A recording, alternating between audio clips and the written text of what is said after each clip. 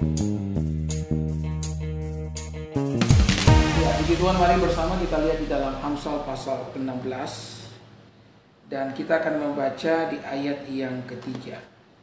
Amsal 16 ayat yang ketiga, firman Tuhan, serahkanlah perbuatanmu kepada Tuhan, maka terlaksanalah segala rencanamu. Saudara, manusia memang harus hidup dengan yang namanya rencana, ya. Sebab hidup itu tidak boleh serba kebetulan. Kita tidak bisa berkata, pendeta, yang penting saya mengalir saja, ya. Kalau hanyut bagaimana, saudara, ya? Karena hanya ikan mati yang dibawa oleh arus. Selama ikan itu masih hidup, maka tentu saja ikan itu akan berenang melawan arus. Jadi hidup ini harus ada persiapan. Apabila kita gagal dalam persiapan, maka kita sementara menyiapkan kegagalan di dalam hidup ini. Maka benar, tak dapat dipungkiri, ada begitu banyak orang yang mengalami kegagalan karena mereka tidak cukup mempersiapkan diri setiap mereka, ya. Perencanaan di dalam hidup membawa masa depan ke masa kini.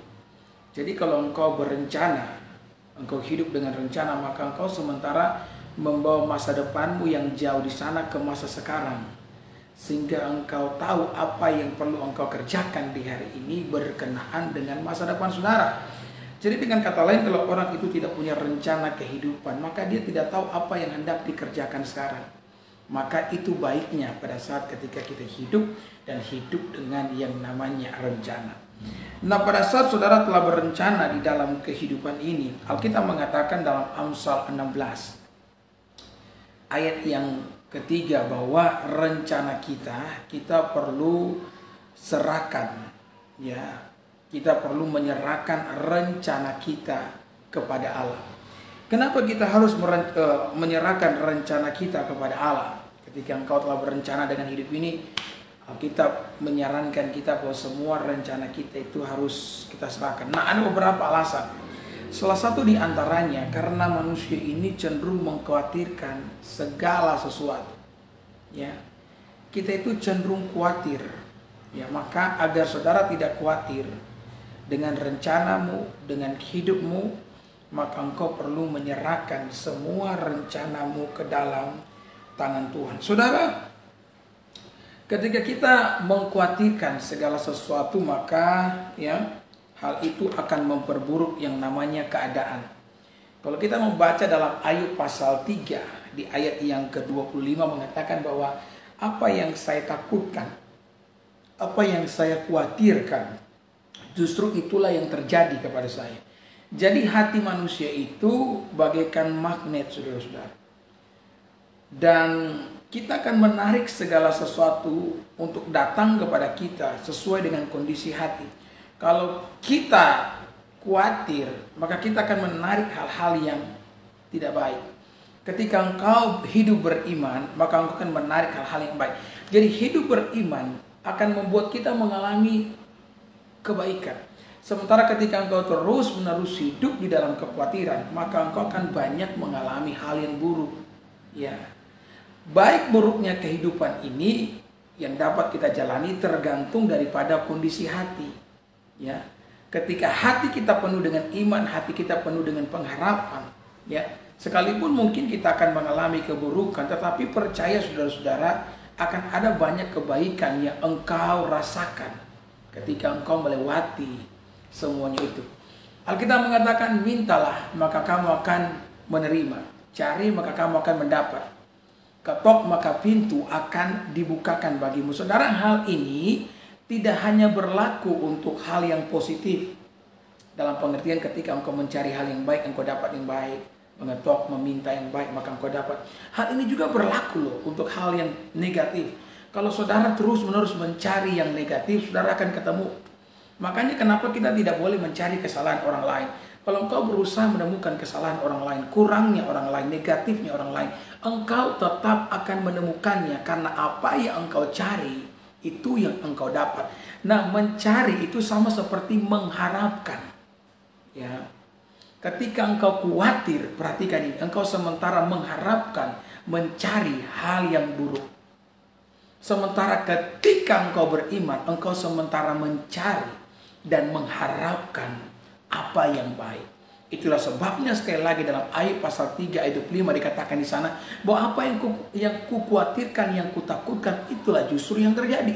Maka dalam hidup ini lebih baik kita beriman daripada kita khawatir, ya, supaya saudara lebih banyak mengalami kebaikan lepas kebaikan yang berasal daripada Tuhan. Saudara, kekhawatiran itu memberikan bayangan yang besar terhadap hal yang kecil, ya. Artinya sesuatu yang tidak patut kita takutkan, apabila hatimu telah dipenuhi dengan rasa khawatir, maka itu akan memberikan bayangan terhadap perkara-perkara yang semuanya kecil saja.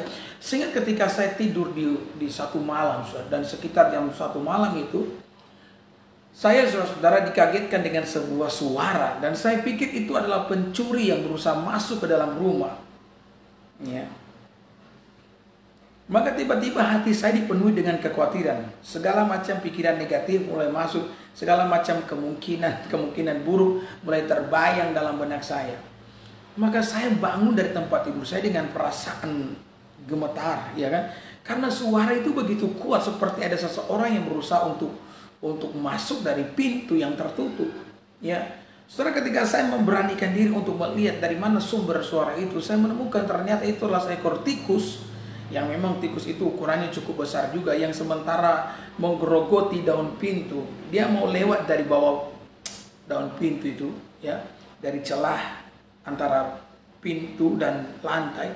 Dia tidak bisa masuk, tapi maka dia menggerogoti, dia menggigit daun pintu yang bagian bawah untuk menciptakan lubang agar dia bisa masuk. Dan itu sangat ribut, saudara-saudara, ya.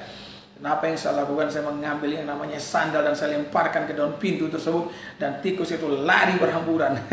Ya, ternyata itu hanya seekor tikus yang membuat saya, ya, jujur, tanda kutip, ketakutan di malam hari. Ya, jadi kalau kita terlalu khawatir dalam hidup ini, maka itu akan memberikan bayangan yang besar terhadap perkara-perkara yang sepele. Ya, seorang ibu berkata, "Pendeta, saya pikir ini saya sudah sakit apa begitu, pendeta, ya? Sakit kolesterol kah, sakit asam urat kah, ya?" Tapi ternyata dia hanya kurang tidur. Ketika batang leher bagian belakang mulai terasa tegang, urat-urat terasa sakit. Ketika dia pergi ke dokter berkata, "Ini tidak sakit kolesterol, asam urat. Ibu ini hanya kurang tidur." Lihat kan? Karena khawatir tentang sesuatu, kita mulai membesar-besarkan hal yang sepele. Ya, maka khawatir itu tidak baik. Daripada engkau hidup dalam kekhawatiran, lebih baik engkau hidup di dalam iman. Ya, karena ketika engkau hidup dalam iman, justru engkau akan mengalami kemurahan dan kebaikan, ya, yang berasal dari Tuhan. Saudara, perhatikan ini. Apapun yang akan terjadi dalam hidup kita, itu akan terjadi. Engkau khawatir atau tidak, akan terjadi. Kalau sesuatu telah digariskan oleh Tuhan bahwa hal itu akan terjadi dalam hidupmu, engkau mau khawatir, engkau mau tidak khawatir, itu akan tetap terjadi. Maka lebih baik memilih untuk tidak khawatir. Nah, saya ingat suatu kali ada seorang peterjun payung angkatan udara dari Amerika Serikat. Dia melakukan penerjunan itu selama 50 kali dan dia selalu sukses berhasil tanpa cedera sekalipun. Ini cerita dari penerjun payung tersebut, ya.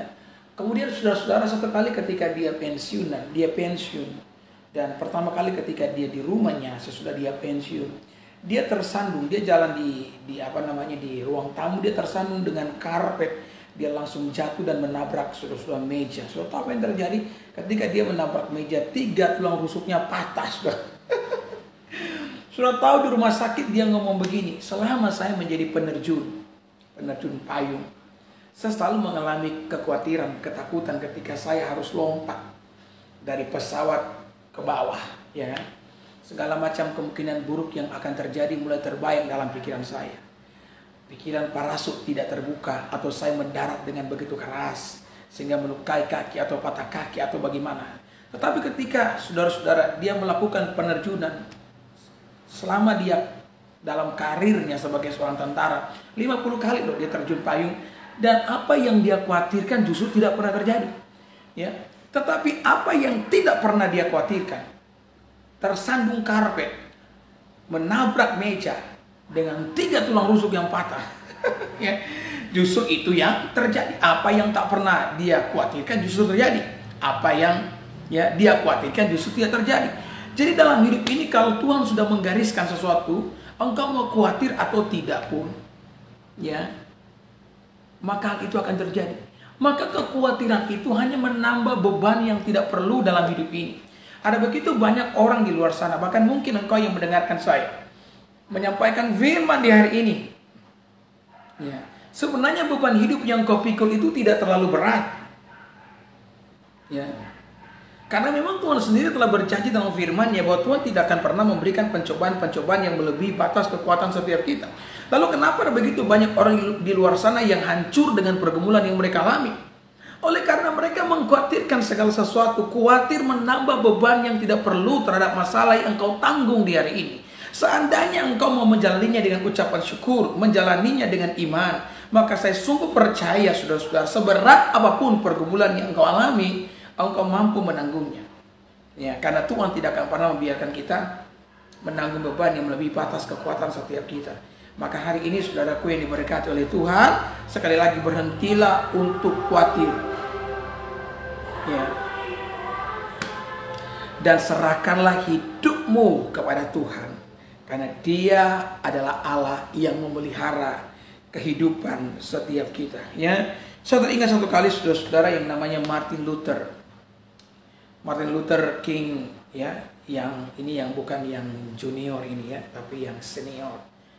Saudara, Martin Luther adalah seorang gembala sidang dan dia banyak sekali menghadapi pergumulan di tengah-tengah penggembalaan yang dilakukannya, ya kan, dan kadang-kadang pergumulan yang terlalu banyak membuat dia stres, membuat dia berbeban berat. Namanya pendeta juga manusia, ya. Siapapun kita, namanya manusia bisa diserang oleh yang namanya khawatir. Termasuk saya juga, ya. Kita bisa diserang oleh kekhawatiran, tetapi kita bisa memilih untuk tidak dilumpuhkan oleh kekhawatiran, ya. Semua kita bisa diserang khawatir. Yesus pun diserang kekhawatiran ketika dia hendak berhadapan dengan kematian, disalibkan di atas bukit Kalvari. Tetapi Yesus memilih untuk tidak khawatir. Dengan cara apa? Dia berdoa di Taman Getsemani, mengalahkan semua ketakutan dan kekhawatiran. Jadi semua kita saudara-saudara bisa diserang oleh kekhawatiran, tapi setiap kita bisa memilih untuk terus berjalan tanpa perlu dilumpuhkan oleh yang namanya kekhawatiran, ya. Saudara, maka pendeta ini pun mulai tertekan, dia mulai stres, dan setiap hari, ya, dia mengalami yang namanya tekanan batin. Raut wajah mulai berubah, semangat untuk dalam pelayanan mulai berkurang, ya. Lebih banyak menghadap ke bumi, menunduk daripada mengangkat wajah, ya. Lebih banyak berdiam diri, ya, saudara-saudara, tertawa pun mulai berkurang. Ya. Maka apa yang terjadi pada waktu itu? Saudara, istrinya ini mulai ngomong, ya, kenapa khawatir? Ya, dia mulai ngomong segala macam. Padahal dia sendiri adalah pendeta. Maka satu kali saudara-saudara, istrinya keluar dari kamar tidur. Ini di waktu sekitar jam 11 ya, siang. Istrinya keluar dari tempat tidur, kemudian menggunakan baju yang serba hitam dari ujung kepala sampai ujung kaki. Dan itu menandakan bahwa istrinya akan pergi ke ibadah duka pemakaman, saudara. Karena orang Eropa kan dulunya begitu, kalau pergi pemakaman itu pakai hitam, pakai topi hitam dengan cadar hitam, bawa payung warna hitam, sampai lenso pun, ya, sapu tangan pun berwarna hitam, saudara. Maka melihat istrinya yang keluar berdandan serba hitam, yang menandakan bahwa dia sementara berduka dan mau pergi ibadah pemakaman. Sebagai seorang pemimpin gereja, gembala sidang, dia bertanya, kamu pergi kemana? Dia katakan, saya mau pergi pemakaman. Dia berkata, loh, siapa yang meninggal? Kenapa saya pendeta, saya tidak tahu kalau ada jemaat saya yang meninggal. Kemudian istrinya berkata, apakah betul kamu tidak tahu ada yang meninggal? Ya, suaminya katakan, ya, saya tidak tahu siapa sih yang meninggal. Apa benar kamu tidak tahu siapa yang meninggal? Istrinya ngotot gitu. Ya, saya tidak tahu siapa yang meninggal. Maka istrinya mengatakan, yang meninggal itu Tuhan. Saudara, suaminya pun berkata kepada istrinya, apa maksud kamu berkata bahwa Tuhan itu meninggal? Tuhan itu hidup. Dan dia Allah yang tidak pernah meninggal, tidak pernah mati, ya. Memang Yesus mati, tapi cuma 3 hari. Dan dia bangkit dari antara orang mati, ya. Jadi Allah tidak akan pernah mati. Kemudian istrinya berkata, kalau kamu percaya bahwa Allah tidak pernah mati, Allah tidak akan mati, kenapa kamu terus hidup dalam kekhawatiran?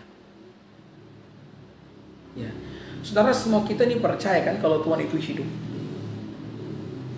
Ya, betul saudara, ya. Semua kita mengimani bahwa Dia Allah yang hidup, yang tidak pernah mati, yang terus pegang kendali. Seharusnya itu cukup membuat kita untuk hidup dalam pengharapan, untuk terus percaya dan beriman, bukan malah sebaliknya hidup dalam kekhawatiran. Ya, hari ini angkat wajahmu, kuatkan lututmu. Ini di bulan-bulan yang seperti ini adalah bulan-bulan pengeluaran. Kalau saudara belum punya kue di toples, belum punya minuman 3 dimensi, Fanta, Coca-Cola, Sprite, it's okay. Lebih baik berani sederhana daripada berani berhutang. Karena bulan-bulan begini koperasi berjaya nih, ya. Karena semua orang, ya bukan semua sih, banyak orang Kristen yang ambil pinjaman nih, ya. Kelihatan wow di bulan Desember, tetapi di bulan Januari, ya, pada susah saudara, ya. Saudara mulai di bulan begini, ibu-ibu mulai pirang rambut nih, ya. Saudara, saya mau ngomong, pirang rambut itu tidak salah kalau saudara punya uang. Tapi kalau tidak punya uang, tidak usah maksa. Karena dalam Yesaya pasal 46 ayat 4 mengatakan, yang digendong Tuhan itu rambutnya putih, bukan yang merah marun, saudara-saudara. Ya. Jadi lebih baik berani sederhana. Jangan pernah mengkhawatirkan kehidupanmu, karena Tuhan itu bersama dengan engkau.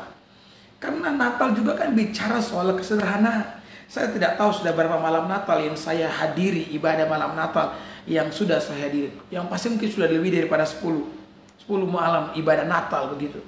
Tapi ada satu ibadah Natal yang benar-benar berkesan ketika saya hadir dalam sebuah rukun. Dan ibadah itu dibuat sederhana sekali. Tidak ada full band, tidak ada keyboard, tidak ada drum, bass maupun gitar akustik. Yang ada hanya gitar biasa, saudara-saudara.